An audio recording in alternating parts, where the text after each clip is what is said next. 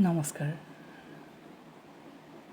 কালিৰে পৰা ফেচবুকৰ পোষ্টবোৰ চাই আমি আকৌ সেই ধৰ্মযুদ্ধলৈ ঘূৰি যাব বিচাৰিছোঁ নেকি এনে ভাব আহিছে।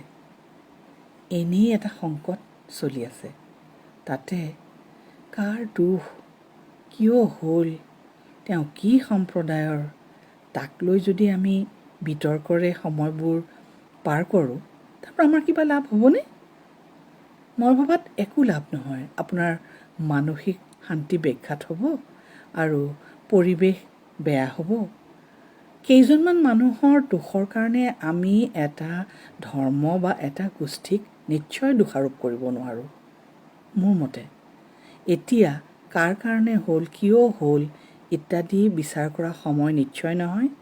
কি লাগিব, আমি আমাৰ মাজত সেই পজিটিভ ভাৱটো আনিব পাৰিলেহে এই যুদ্ধখনত হয়তো মানৱ জাতি জিকিব পাৰিব। তাৰ বাবে বিতৰ্ক কৰি আমি নিজৰ মানসিক শান্তি যদি ব্যাঘাত কৰোঁ, যুঁজ এখন দিবলৈ কেৱল শৰীৰৰ যুদ্ধ নহয়, তাৰ লগত মনৰ পজিটিভ ভাৱটো আপোনাক লাগিবই। সেই যাৰ মনত ইমান ঋণাত্মক ভাৱ, খং, ক্ষোভ জমা হৈ থাকিব, তেওঁ আৰোগ্য হ'বলৈ আৰু বেছি কষ্ট হ'ব নহয়।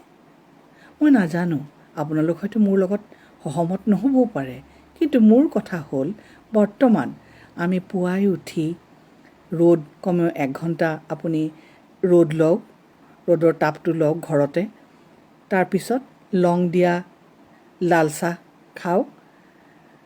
আপুনি আৰু কিছুমান নিয়ম নীতি আছে যিবিলাক কৰিলে এই ৰোগে হয়তো আমাক স্পৰ্শ কৰিব নোৱাৰিব। এইবোৰ কৰিবৰ হ'ল, এয়াহে আমি এতিয়া ভাবিব লাগে, এয়াহে আমাৰ চিন্তাৰ বিষয় হ'ব লাগে। দোষাৰোপ কৰি, আনক আঘাত কৰি আমাৰ কিবা লাভ হ'ব জানো?